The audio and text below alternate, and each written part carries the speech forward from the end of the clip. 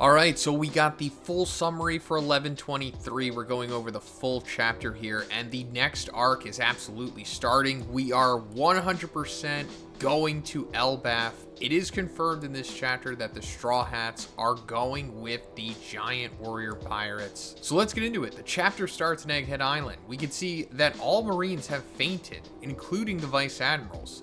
S-Snake, still inside the bubble, is trying to wake them up quickly to go after Straw Hat. In the Elbaf ship, Luffy, Gear 5, gives thanks to the giant robot for its help, but there's no reaction from Emeth. Dory and Bragi say that they can't feel the enemy's presence at all since they all fainted. Dory says that Conqueror's Haki may be even stronger than Red Hair's Haki. The Elbaf ship and the Thousand Sunnies set sail together to Elbaf. We see Child Bonnie sleeping on top of Kuma, Zoro relaxed, Usopp crying while he greets Dory and Bragi from the Sunny, and Luffy, wrinkled form, lying on Nami's lap. Sanji stands alone, looking at Vegapunk's body that is lying on a futon. He says, "I really don't feel comfortable with what you said back there, Vegapunk. Is this how you wanted things to turn out? I didn't catch you clearly, but you said some crazy lines." Alright, so this is them departing Egghead here. And we're seeing that some of the Vice Admirals had fainted from Joy Boy's Haki blast that he embedded in that knot that he gave to Emeth in the previous chapter that also blew away the Gorosei and sent them back to Marijois. In my previous video, I thought at first we hadn't seen Conqueror's Haki that was this powerful, and we technically have seen it in the series in the film Red movie. Shanks emits his Conqueror's Haki at one point in the movie, and Kizaru says that it knocked out some Vice Admirals. So yeah, Shanks is unbelievably powerful as we already knew, but considering what Dory and Bragi are saying here, Joy Boy very likely even stronger than him. And we're also seeing the group of characters that are going with the Straw Hats to Elbaf. It's Bonnie, Kuma's pseudo corpse, as well as Lilith. But I don't know if we see her in this chapter. Then starts a flashback that takes place 2 weeks ago in Egghead Island. Shaka discovered that there was a change in the data from the power plant, so he showed the information to Vegapunk and Pythagoras. Shaka says, "Please look at this. There are some changes in the particle number density and neutron flux. The energy being used on the Seraphim have been increased gradually. If this was a mistake, it's a very serious issue." Pythagoras says, "Huh? This is different from the data we recorded?" Shaka says the changes were cleverly hidden in records. Vegapunk says, "So the culprit is one of the Vegapunks. Could it be Lilith?" Shaka says, "Only the three here have a perfect alibi. An enormous amount of energy has been stolen." Vegapunk says, "One of the remaining four is the culprit?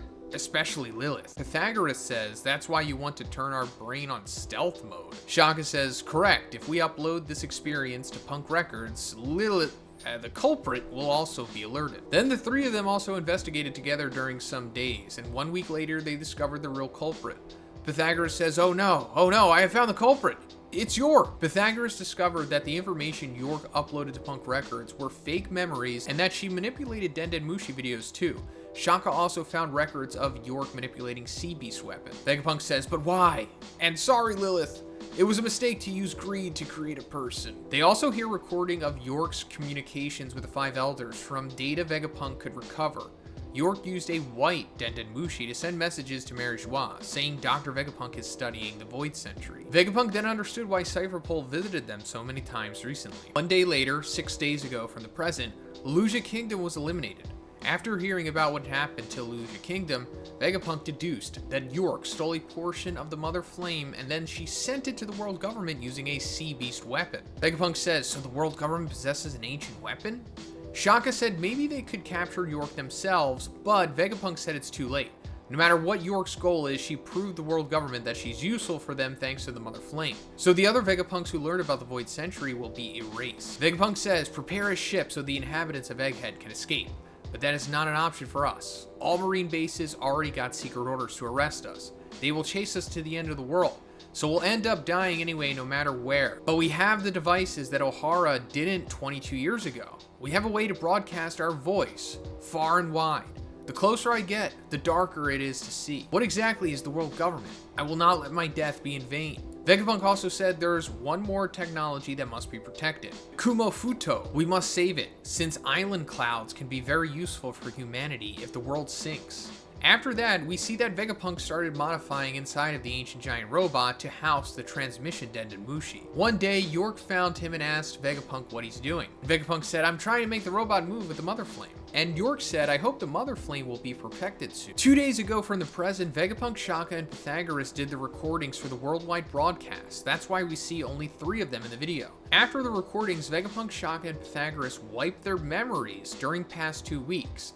That way their plan will never be exposed, knowing that the knowledge about York being a traitor will be wiped away as well. Vegapunk says the disaster that is going to happen is precisely what will bring about our victory. When Vegapunk woke up from the memory erasure, he found a note left by himself saying that their research was leaked to the world government and that they will die soon. Vegapunk's note says, "However, during this 2-week void, we have already prepared the countermeasure. Please believe in yourself and die." And one more thing. Suddenly, the scene changes to the moment when Vegapunk, with Sanji, Alice, and Frankie, was riding the Vegatank 8 towards the lower part of Egghead, when the Marines attacked the island.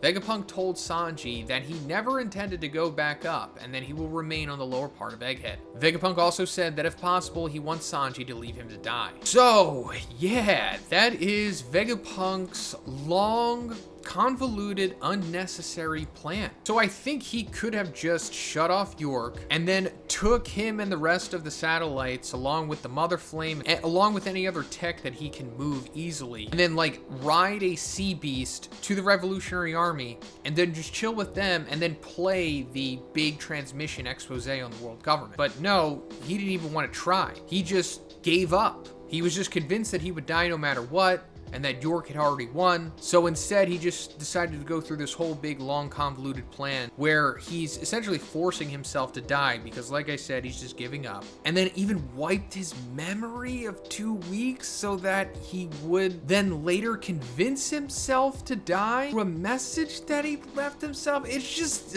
In the last page of the chapter, we go back to the present. The Giant Warrior Pirates are celebrating that they are with friends. We only see the Giant Warrior Pirates and not the full Straw Hat crew. Usopp is celebrating on top of Dory's hand. Bragi is grabbing Luffy, that is still in wrinkled form, and Chopper is on Bragi's beard. All of them are happy except Luffy, who can't celebrate anything because he can't move in the wrinkled form. Luffy says, "Wait, celebrate it later. Usopp says, "Whoa, to Elbaf, the land of my dream." While we watch the celebration, we can read what Vegapunk wanted to tell Sanji in Egghead Island. He says, "Oh, and about the One Piece. I wish that it will be you guys who obtain it." End of chapter. So yeah, like I said, we're finally on our way to Elbaf, and I'm looking forward to this arc. Hopefully there will be some training aspect to it. Maybe the remaining Straw Hats can get some kind of hockey, at least if it makes sense for them, you know? I'm not saying Nami's gonna get hockey. Do you know what I'm saying? The other ones who don't have it and then should have it. Usopp should get a power-up. And then, of course, we should get some more info on the Void Sentry, Joy Boy, and Nika. And then there's probably gonna be some kind of, like, subplot going on with Prince Loki where, I don't know, maybe they need to like liberate some kind of power injustice there or something. But yeah, let me know what you guys think about this in the comments. If you liked the video, please give it a like and please subscribe if you haven't already. Have a great day and I'll see you in the next one.